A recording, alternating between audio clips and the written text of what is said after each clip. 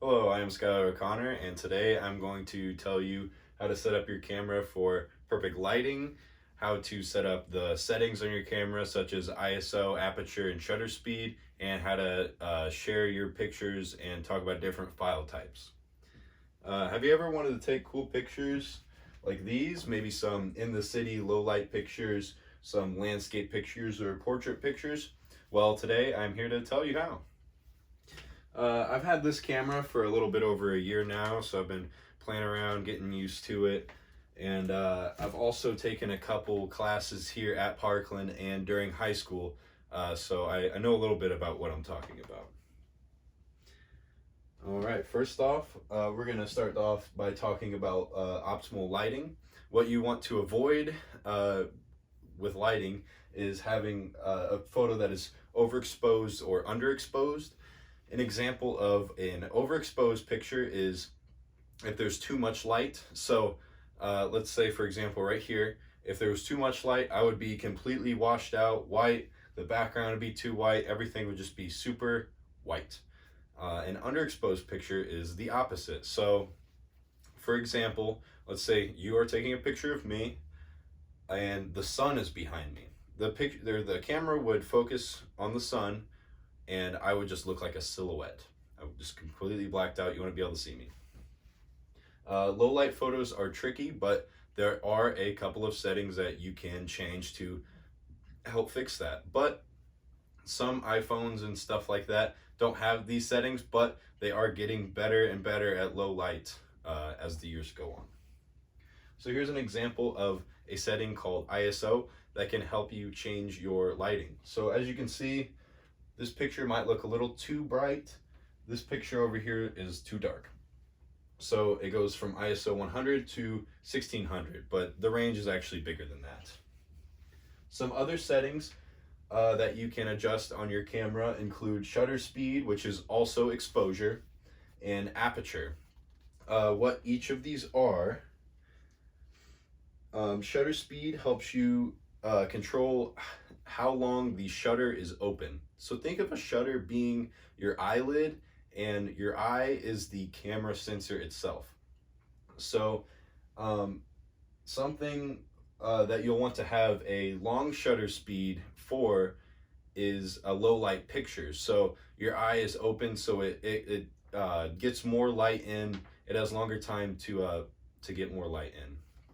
And something that you want to use a lower shutter speed for is fast-paced photography or like sports, cars going by.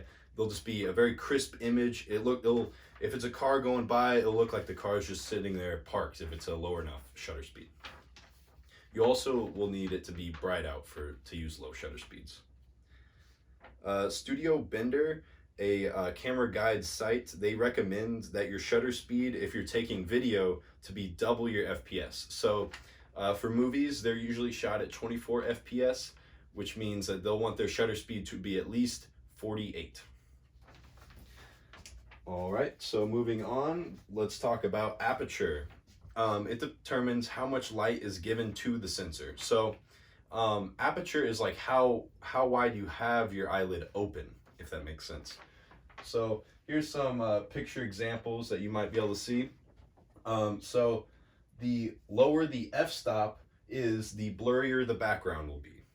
Andrew Ludwig, in his book Photography, explains that a stop is used in all types of photography to represent the relative change of brightness of light. What that means is the higher the f-stop, the more of a picture will be in focus. So some people like the look in portrait pictures of having a blurry background and the subject is very detailed and in focus, but let's say you were visiting the pyramids like this guy right here and you want to have the pyramids to not be blurry in the background, you would turn your f-stop up so both you and the pyramids would be in focus. All right, so now that you know how to set up your settings on your camera, let's talk about different file types. So .raw files are usually a larger file type because they have more data in them, which makes them better for video editing. So you can You can manipulate the lighting in post-production in like Photoshop, or you can change the colors around, that kind of thing.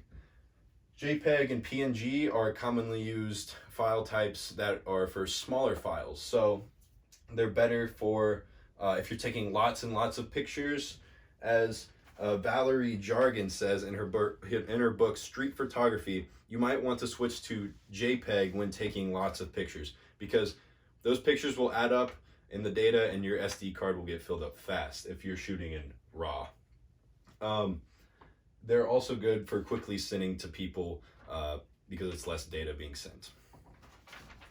All right, so now that you know how to send these files, let's look at some examples of these settings being used. For low light, this is a long exposure setting, and as you can see the stars, the light across the sky, and you can also see these cars. They have lines following them because the shutter speed is up for a really long time. A picture like this could be a shutter speed of like 2 hours to take one picture. So it's a star moving all the way across, and it gets all that light in, and that's what allows you to actually see the stars in the city like that. Portrait mode, so as you can see, the aperture is low here because the background is blurry, but this guy is in focus. Here's some landscape pictures, but they're both a little bit different. This is a mid exposure compared to a long exposure, where you don't see like the clouds like being all blurry and moved or anything, but the camera's sensor is exposed to light long enough that it can get the details in these shadows right here, like under this rock. Over here is an example of high exposure or aperture, high aperture, where say this plant, this lighthouse, everything is in focus in this picture. So now that you know how to take all these pictures, go out and do it for yourself. Take some cool pictures, send them to your friends and family, see what you can do. Thank you.